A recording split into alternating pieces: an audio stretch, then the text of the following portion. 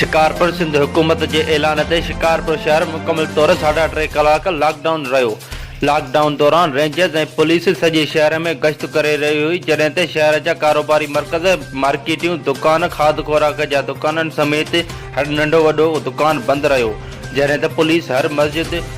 बंदि कराए मस्जिद खे तालो लॻाराए छॾियो हो ऐं मस्जिद जे ॿाहिरां पुलिस अहलकार मुक़ररु कया विया, जॾहिं त शिकारपुर शहर में चौगिर्द पुलिस ऐं रेंजर जा अठाला वक़्तन ब वक़्तन गश्त करे रहिया हुआ ऐं शहर जा समूरा रोड गिटियूं वीरानीअ जो ॾेख ॾियनि पयूं।